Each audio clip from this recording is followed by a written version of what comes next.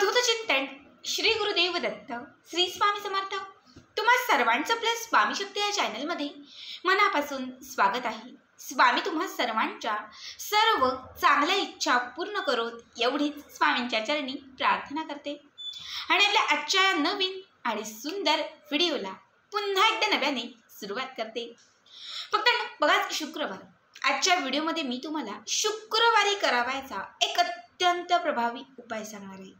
खरं तर शुक्रवारचा दिवस हा माता लक्ष्मीसाठी समर्पित आहे। या दिवशी माता लक्ष्मीला प्रसन्न करण्यासाठी, माता लक्ष्मीची कृपा प्राप्त करून घेण्यासाठी, घरातील दारिद्र्याचा नाश करण्यासाठी आणि घरात बरकत आणण्यासाठी तुम्ही जे काही उपाय कराल हे सगळेच उपाय अत्यंत प्रभावी असतात। यातील एक विशेष महत्त्वाचा उपाय मी तुम्हाला आजच्या या व्हिडिओमध्ये सांगणार आहे। बघा, फक्त एक शुक्रवारच्या दिवशी, फक्त एक शुक्रवारी तुम्हाला ही एक वस्तू दिव्यामध्ये घालायची आहे किंवा एक शुक्रवार फक्त ही एक वस्तू दिव्यात अर्पण करा। पुढचा शुक्रवार येण्याच्या आत तुमचं कितीही कठीणातील कठीण काम झालंच म्हणून समजा। बघा, प्रत्येक कामात यश मिळवण्यासाठी, प्रत्येक गोष्टीत प्रगती होण्यासाठी, यशाचे मार्ग हे चहूबाजूने खुले करण्यासाठी, घरात चहूबाजूने पैसा येण्यासाठी, घरात प्राप्त असलेली जी लक्ष्मी आहे तिला स्थिर करण्यासाठी हा अत्यंत महत्त्वाचा आणि विशेष उपाय आहे। कितीही काही सेवा करून, कितीही प्रयत्न करून जर धनप्राप्ती होत नसेल, या उपायाने तुम्हाला असंख्य पटीने धनलाभ होईल, माता लक्ष्मीची कृपा प्राप्त होईल, तुमच्या घरातील माता लक्ष्मी ही अखंड रूपाने स्थिर होईल। जर कर्ज झालेलं असेल, म्हणजे खूप कर्ज झालंय, काहीही केलं तरी कर्ज फिटत नाही, ताई आयुष्यातील दिवसच बदलत नाहीयेत, खूप मेहनत करतोय, खूप कष्ट करतोय, पण नशिबाची साथच मिळत नाही।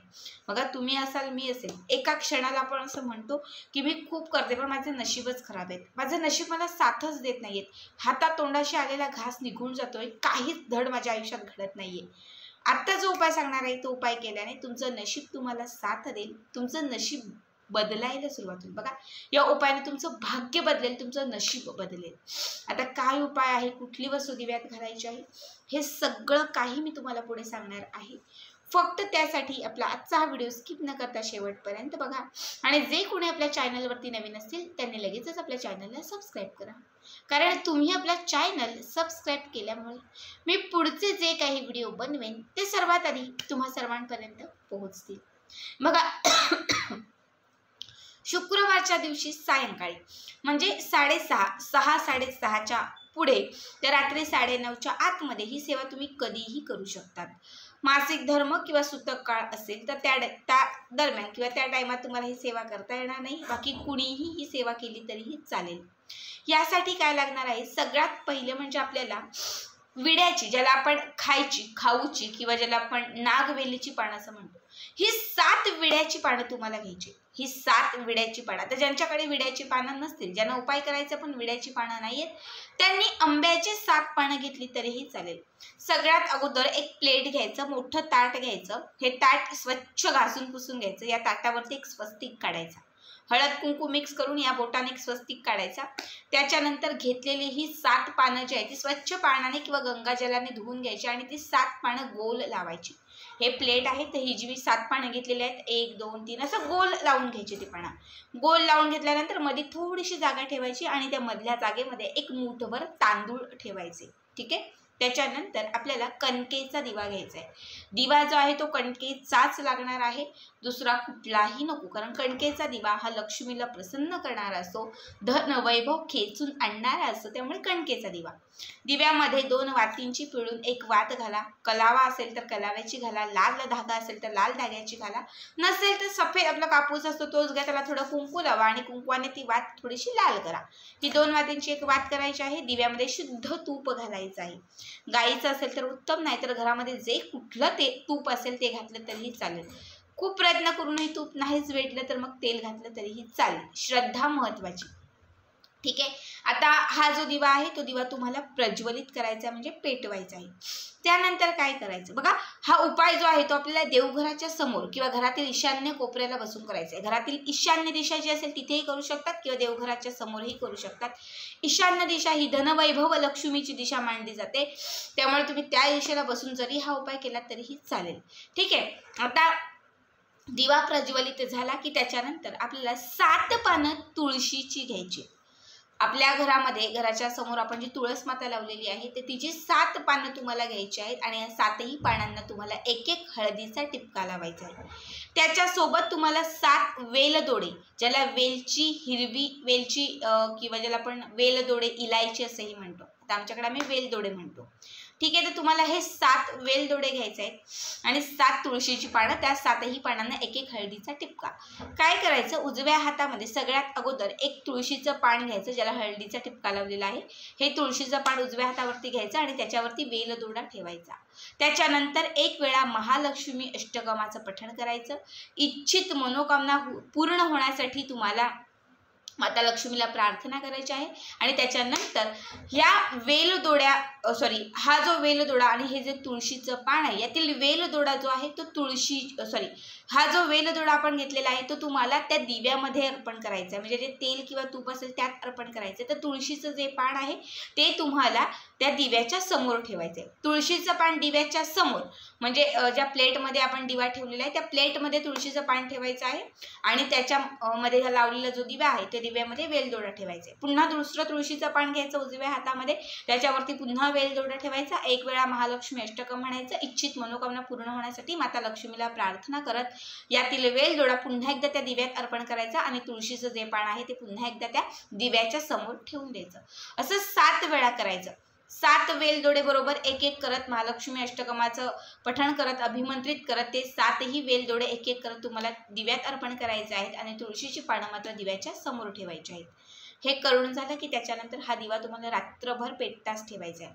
रात्रभर दिवा पेटता ठेवायचा. दुसऱ्या दिवशी म्हणजे शनिवारच्या दिवशी जेव्हा तुम्ही सकाळी उठाल तर सकाळी दिवा विझलेला असेल, कारण रात्रभर पेटेल किंवा रात्रभर जळेल इतकंच त्याच्यामध्ये तूप किंवा तेल घाला. सकाळी तो दिवा विझला तरीही चालेल. सकाळी उठल्यानंतर काय करायचं, तर सगळ्यात अगोदर जो आपण दिवा लावला होता तर त्या दिव्याच्या समोर ठेवलेली जी तुळशीची पानं आहेत ती उचलायची आहेत आणि ती 7च्या 7 तुळशीची पानं ही अंघोळीच्या पाण्यात घालायची आहेत आणि त्या पाण्याने स्नान करायचं आहे. घरामध्ये 7 व्यक्ती असतील, प्रत्येकाच्या अंघोळीच्या पाण्यात घातलं तरीही चालेल किंवा घरामध्ये जर 4 व्यक्ती असतील, 5 व्यक्ती असतील, एकेकाच्या टाका अंघोळीच्या पाण्यात आणि तुमच्या अंघोळीच्या पाण्यामध्ये 2-3 टाका, असं केलं तरी चालेल. जर कुणी करणारं नसेल, कोणाचा जर विश्वास नसेल तर ही 7ही पानं स्वतःच्याच अंघोळीच्या पाण्यात घाला आणि त्या पाण्याने स्वच्छ स्नान करा. त्यानंतर स्नान झालं की त्याच्यानंतर दिव्यामध्ये अर्पण केलेले जे वेलदोडे होते ते 7च्या 7 वेलदोडे त्याच्यातून काढायचे आहेत आणि घरातल्या 4 दिशांना 4 वेलदोडे तुम्हाला ठेवायचे. कापडा बिपडात नाही, फक्त 4 कोपऱ्यांना तुम्हाला ते 4 वेलदोडे ठेवायचे आहेत आणि शिल्लक राहिलेले जे 3 वेलदोडे आहेत ते तुम्हाला कापरासोबत जाळायचे आणि याचा संपूर्ण धूर तुम्हाला तुमच्या घरामध्ये पसरवायचा आहे. धूर करत असताना, घरामध्ये हा धूर पसरवत असताना पुन्हा एकदा महालक्ष्मी अष्टकमाचं पठण करायचं आहे. नमस्ते सुमहामाये श्रीपीठे सूरपूजिते शंखचक्र गदा हस्ते महालक्ष्मी नमस्तुते. ठीक आहे, बघा हा एक उपाय तुमच्या घरातील जे धनाचे दरवाजे बंद झाले होते हे सर्व बाजूचे दरवाजे खुले करेल. खरं तर शुक्रवारचा दिवस हा माता लक्ष्मीसाठी समर्पित आहे. या दिवशी जेव्हा तुम्ही त्या आंब्यांच्या पानावरती हा दिवा प्रज्वलित कराल, आंब्याची पानं किंवा विड्याची पानं म्हणजे त्यामध्ये जेव्हा हा दिवा तुम्ही प्रज्वलित कराल तेव्हा लक्षात घ्या त्या क्षणात खरं तर माता लक्ष्मीचा वास तुमच्या घरामध्ये येईल. माता लक्ष्मी तुमच्या घराकडे प्रसन्न होईल. जेव्हा तुम्ही तुळशीची पानं, तुळस ही भगवान श्री विष्णूंची विष्णुप्रिया म्हणून ओळखली जाते. ज्या घरात भगवान श्री विष्णूंची सेवा केली जाते त्या घरातील माता लक्ष्मी नेहमी स्थिर असते. जेव्हा तुम्ही या तुळशीच्या पानाला हळद लावाल, तुळस हे भगवान श्री विष्णूंचं प्रतिनिधित्व करते तर हळद ही माता लक्ष्मीचं प्रतिनिधित्व करते. म्हणजे दोघांमध्ये या पानामध्ये दोघांचाही वास असेल आणि जेव्हा हे अभिमंत्रित केलेलं पान तुम्ही तिथे ठेवाल म्हणजे दिव्याच्या समोर, त्या क्षणात माता लक्ष्मी तुमच्याकडे खेचली जाईल. तुमच्या घरात असलेल्या अवलक्ष्मीचा नाश होईल. तुमच्या घरातील दारिद्र्य तुमच्या घराच्या बाहेर निघून जाईल आणि तुमच्या घरामध्ये अखंड रूपाने माता लक्ष्मी नांदेल. तुमच्या घरामध्ये माता लक्ष्मी स्थिरावेल. जेव्हा तुम्ही त्यासोबत वेलदोडा, आता वेलदोडा सगळ्यांनाच माहिती असेल की वेलदोड्याचे उपाय केल्याने आपण आयुष्यात धनवंत होऊ शकतो. वेलदोड्याचे उपाय करून आपण आयुष्यात श्रीमंत बनू शकतो. वेलदोडा हा देखील धनप्राप्तीसाठी, माता लक्ष्मीला खेचण्यासाठी, आकर्षित करण्यासाठी अत्यंत महत्त्वाचा असतो. तसंच हिरवा वेलदोडा जो आहे तो शुक्र ग्रहाशी निगडीत आहे आणि शुक्रवारी केलेल्या उपायाने आपला शुक्र ग्रहही मजबूत होतो. आणि लक्षात ठेवा की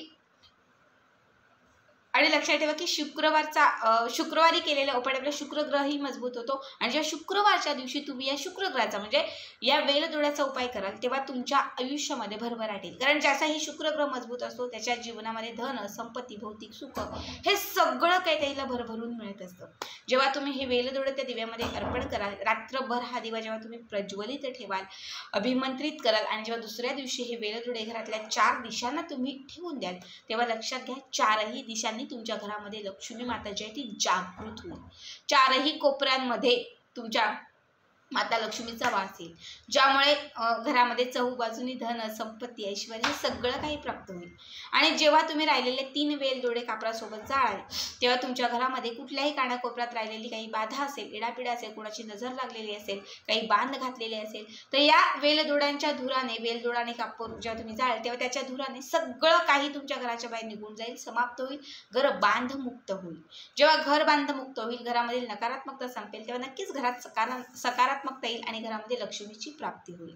त्याचबरोबर आपण जे मुठभर तांदूळ दिव्याच्या खाली ठेवले होते, हे मुठभर तांदूळ पशुपक्ष्यांना खाऊ घालू शकतात. आणि आंब्याची किंवा विड्याची असणारी जी काही पानं आहेत तर ती तुम्ही निर्माल्यात टाकू शकतात.